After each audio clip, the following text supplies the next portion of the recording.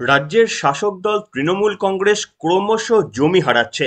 লোকসভার নির্বাচনের আগে খাতায় কলমে অন্তত অন্যান্য বারগুলোর তুলনায় এই প্রথমবার অনেকটাই পিছিয়ে থেকে শুরু করছে তৃণমূল কংগ্রেস। না, এটা কোনো ধ্রুব সত্য নয়। এখনো পর্যন্ত যে সমস্ত সার্ভে বা সমীক্ষাগুলো প্রকাশ্যে এসেছে তাতে করে যত দিন এগোচ্ছে, নির্বাচনের দিনক্ষণ যত এগুচ্ছে, খাতায় কলমে তৃণমূল কংগ্রেস ততই পশ্চিমবঙ্গ থেকে জমি হারাচ্ছে।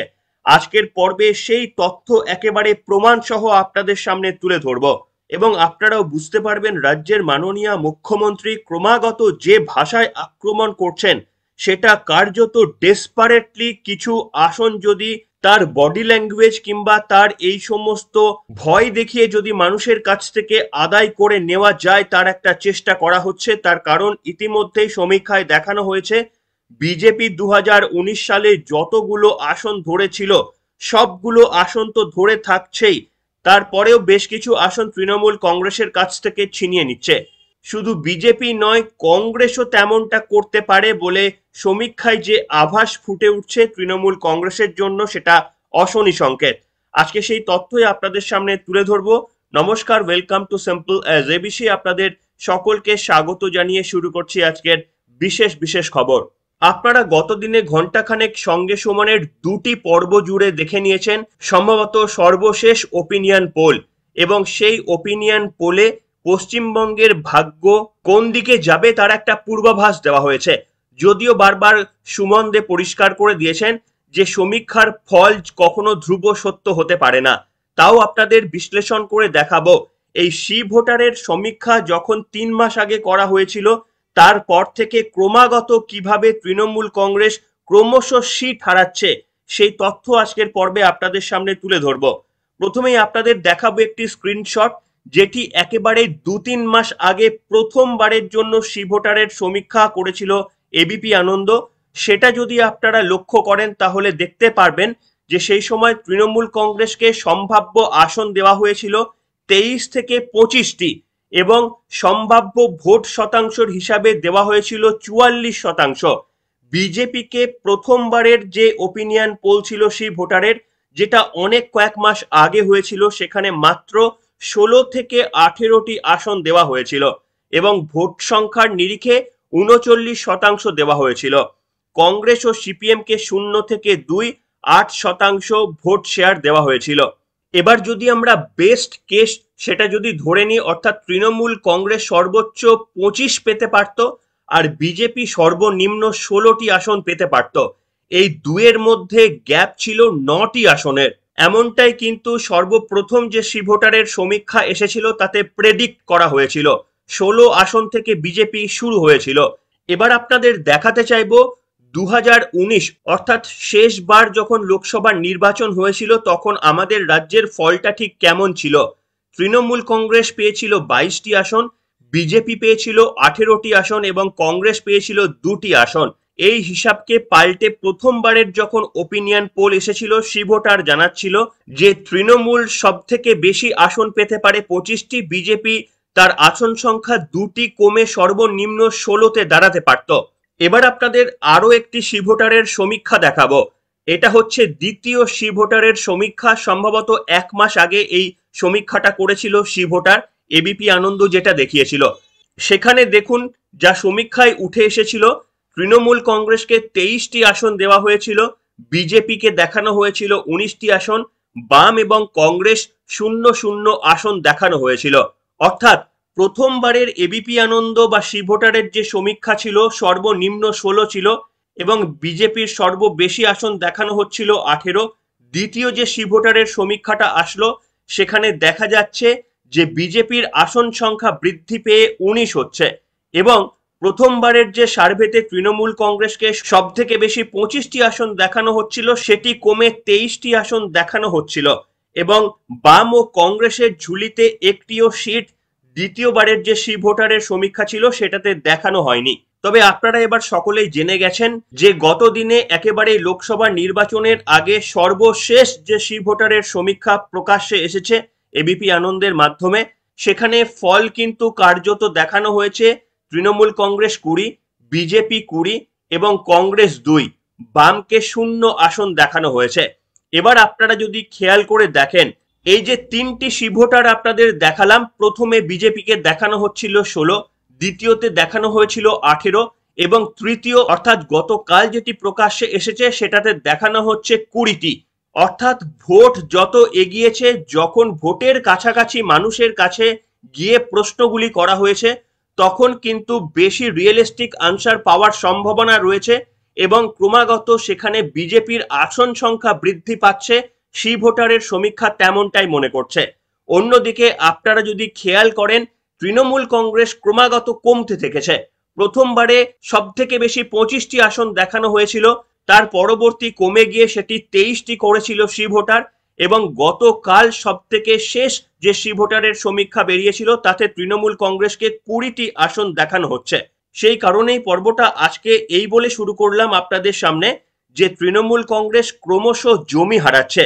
অন্তত এবিপি আনন্দ সেই ভোটারের সমীক্ষা যদি ধারে কাছে যায়, তাহলে কিন্তু ক্রমাগত একটা ইঙ্গিত মিলছে, যেখানে একের পর এক আসন যেগুলো তৃণমূলের পক্ষে দেখানো হয়েছিল সেগুলো ক্রমাগত তারা হারাতে থাকছে। আচ্ছা, এবার আপনাদের দেখাতে চাইবো যে প্রেডিকশন করা হচ্ছে সম্ভবত বিজেপির ফল তার থেকেও কিন্তু ভালো হতে পারে। কেন এ কথা বলছি, এই কথার মধ্যে কোন যুক্তি রয়েছে, আসুন ব্যাখ্যা করি আপনাদের সামনে। প্রথম ব্যাখ্যা করতে গেলে যেটা আপনাদের দেখাবো 2019-এর লোকসভা নির্বাচন। 2019-এর লোকসভা নির্বাচনের যদি ফলাফল আপনারা দেখেন, সেখানে প্রথমে টিএমসি পেয়েছিল 22টি, বিজেপি পেয়েছিল 18টি এবং কংগ্রেস পেয়েছিল 2টি। যদিও তারপরে আসানসোল সিটটি যেটি বাবুল সুপ্রিয় জিতেছিলেন বিজেপির হয়ে, পরে যখন বাবুল সুপ্রিয় দল পরিবর্তন করেন তখন বিজেপি সেই সিটটি হারিয়ে ফেলে এবং তৃণমূল কংগ্রেস সেই সিটটি পুনর্দখল করে বিপুল ভোটে জয়ী হয়ে 3 লক্ষের ব্যবধানে ভোটে।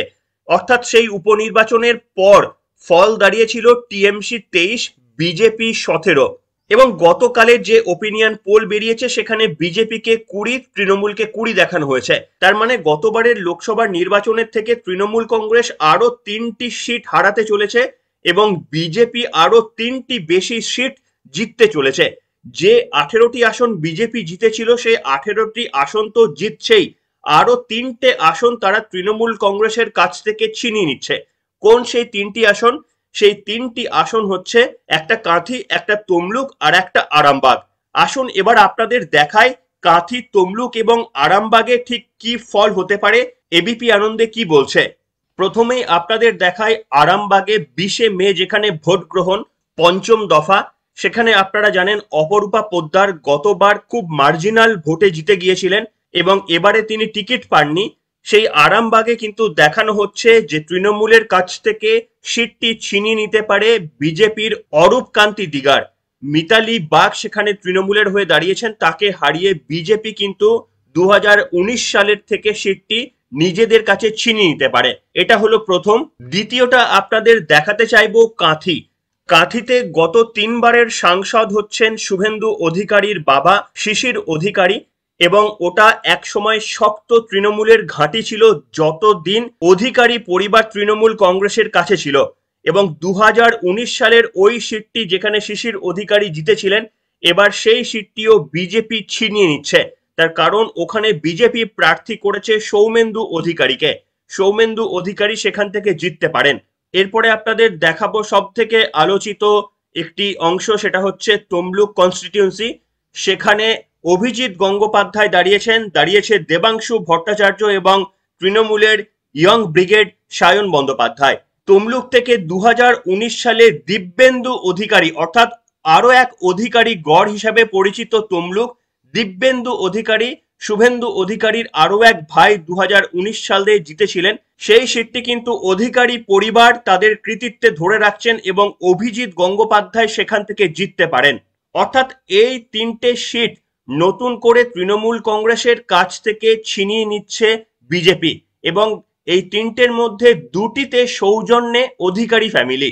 এই হলো মোদ্দা কথা, যে দেখুন এখানে কিন্তু চমকের এখনো পর্যন্ত কিছু নেই। যদি চমক না হয় তাহলে বিজেপির 20টি সিট কিন্তু 2024 সালে একেবারে বাধা। তার কারণ আপনাদের দেখালাম 18টি সিট গতবার যেগুলো জিতেছিল সেগুলো এবার বিজেপি ধরে রাখছে, সঙ্গে নতুন 3টি সিট, তার মধ্যে 2টি অধিকারী গড় এবং একটি হচ্ছে অপরূপা পোদ্দারের আরামবাগ, সেখানে তৃণমূল কংগ্রেসের গোষ্ঠীকন্দল এবং গতবার অত্যন্ত মার্জিনাল ভোটে জিতেছিল। অর্থাৎ সেটিও একেবারেই বলা যায় যে সমীক্ষার সঙ্গে মিলে যাওয়ার একটি বড় প্রবণতা রয়েছে। বিজেপির যে 20টি সিট এখনো পর্যন্ত দেখানো হয়েছে, এগুলো অলমোস্ট বিজেপির কাছে একটা বাঁধা সিট। কিন্তু যদি ব্যতিক্রম ঘটে, যদি রাজ্য জুড়ে যে সমস্ত দুর্নীতিকাণ্ড ঘটে গিয়েছে, কিংবা সন্দেশখালির মতো ঘটনা, বা চাকরি চুরির মতো ঘটনা, কিংবা ধরুন রোজগার নেই, সাধারণ মানুষকে কেন্দ্রীয় প্রকল্পের টাকা থেকে বঞ্চিত করা হয়েছে, কিংবা সন্দেশখালির মতো ঘটনা, এই ফ্যাক্টরগুলো অন্যান্য কনস্টিটিউয়েন্সিতে কোথাও যুক্ত হবে না এমনটা কি ভেবে নেওয়া যায়? কোনো জায়গাতে রাজ্য জুড়ে এই ধরনের 5 বছর ধরে চলা প্রভাব বিস্তার করবে না, এটা কি বলা যায়? এটা একেবারেই অসম্ভব। কাজেই বাকি যে 20টি সিট রয়েছে তার মধ্যে একটা দুটো বা দুটো তিনটে সিট এমন রয়েছে যেখানে ক্লোজ কন্টেস্ট হবে, এবং সেখানে বিজেপির আরো একবার তৃণমূল কংগ্রেসের কাছ থেকে আসন ছিনিয়ে নেওয়াটা খুব একটা শক্ত নাও হতে পারে। তার মধ্যে উদাহরণ দিয়ে আপনাদের কয়েকটা বলার চেষ্টা করছি। প্রথমটি হচ্ছে আসানসোল। আপনারা যদি আসানসোলের সিটটি দেখেন, সেখানে বিজেপি আলুওয়ালিয়াকে প্রার্থী করেছেন। আলুওয়ালিয়ার সঙ্গে একটা বর্ধমান কিংবা আসানসোলের একটা যোগ রয়ে গিয়েছে। তিনি বাংলাতেও একেবারে খুব ভালোভাবে কথা বলতে পারেন, কাজেই দুর্দান্ত প্রার্থী। তার কারণ ওটা বিজেপির 2019 সালে কিন্তু জেতা সিট, বাবুল সুপ্রিয় সেখান থেকে জিতেছিলেন। কাজেই ওই সিটটি যদি বিজেপি বার করে নিতে পারে তাহলেও কিন্তু অবাক হওয়ার কিছু থাকবে না। এবং তারপরে ধরুন বসিরহাট, যে সন্দেশখালি নিয়ে গোটা রাজ্য গোটা দেশ উত্তাল হয়ে গেল, সেই বসিরহাট কেন্দ্রে তৃণমূল কংগ্রেসের হাজী নুরুল ইসলাম একেবারেই বিনা প্রতিদ্বন্দ্বিতায় জিতে যাবে, বা তার জয় যে অত্যন্ত সহজ হয়ে যাবে, এটা কিন্তু ভোট বাক্সে তেমনটা নাও হতে পারে। কারণ শুভেন্দু অধিকারী সেখানে ডেরা একবারে গেড়ে বসে পড়েছেন। হয়তোবা কেন্দ্রীয় নেতৃত্ব, প্রধানমন্ত্রী থেকে স্বরাষ্ট্রমন্ত্রী সেখানে জনসভাও করতে পারেন, এবং রেখা পাত্র যিনি নিজে একজন অত্যাচারিত মহিলা, সন্দেশখালীর যে সমস্ত অত্যাচারিত মহিলারা রয়েছেন তাদের প্রতিনিধি, সেই রেখা পাত্র কিন্তু একেবারেই বড় বেগ দিতে পারে। বসিরহাট যতই সংখ্যালঘুদের এলাকার বাস হোক না কেন, বসিরহাট নিয়ে যেভাবে গোটা দেশ জুড়ে আওয়াজ উঠেছে, সেখানে যদি হিন্দু ভোটের পোলারাইজেশন হয়, সেক্ষেত্রে রেখা পাত্র কিন্তু বেরিয়ে যেতে পারে, এবং নিরাপদ সর্দার তিনি যদি কিছু সংখ্যালঘু ভোট কাটতে পারেন, তাহলে রেখা পাত্রের জয়ের পথ কিন্তু মসৃণ হতে পারে। আরো একটা আপনাদের সিটের কথা বলবো, সেটা হচ্ছে কৃষ্ণনগর। কৃষ্ণনগরে মহুয়া মৈত্রকে আরো একবার দাঁড় করিয়েছে তৃণমূল কংগ্রেস। যে মহুয়া মৈত্রকে একেবারেই কার্যত বার করে দেওয়া হয়েছে এথিক্স কমিটির তরফে, তিনি সাংসদ ছিলেন, তাকে চুরির অভিযোগে এবং নিজের ক্রেডেনশিয়াল শেয়ার করার অপরাধে যাকে একেবারে সাংসদ হিসাবে বহিষ্কৃত করা হয়েছে, কৃষ্ণনগরের মানুষ আরো একবার তাকে জিতিয়ে ফিরিয়ে আনবে এমন সম্ভাবনা নিশ্চিতভাবে থাকলেও সেটা কতটা প্রবল তা নিয়ে যথেষ্টই সংশয় তৈরি হয়েছে। সেখানে বিজেপির রাজমাতা অমৃতা রায় একজন দারুণ ক্যান্ডিডেট। হিন্দু ভোটের পোলারাইজেশন সেখানে তিনি করতে পারেন, এবং রাম মন্দিরের যেভাবে প্রভাব বিস্তার করেছে, তারপরে অমৃতা রায়কে যেখানে ক্যান্ডিডেট করা হয়েছে, এবং মহুয়া মৈত্রর বিরুদ্ধে যেভাবে গোষ্ঠীকন্দল থেকে শুরু করে তাকে সাংসদ পদ থেকে বহিষ্কার করে দেওয়া হয়েছে, সেখানে এই সিটটাও কিন্তু কতটা তৃণমূল কংগ্রেস ধরে রাখতে পারবে তা নিয়েও সন্দেহ তৈরি হয়েছে। এইরকম আরো কতগুলো সিট রয়েছে যেখানে মারাত্মক ক্লোজ ফাইট হতে পারে, 1% 2%-এর চান্স দেখানো হয়েছে। এই সিটগুলো কিন্তু যে কোনো মুহূর্তে পাল্টে ছবিটা একেবারেই পরিবর্তন হয়ে যেতে পারে।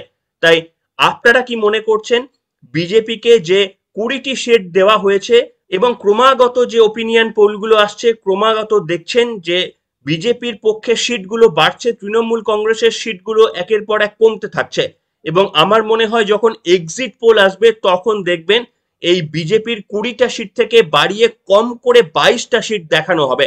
আপনারা কি মনে করছেন লোকসভা নির্বাচনে বিজেপি কতগুলো সিট পেতে পারে, তৃণমূল কংগ্রেসই বা কতগুলো সিট পেতে পারে, এবং সিপিএম কে যে 0 সিট দেওয়া হয়েছে সেটাও আপনারা বিশ্বাস করছেন কিনা আজকের কমেন্ট সেকশনে লিখে জানাবেন। এখনকার মতো এখানেই শেষ করলাম।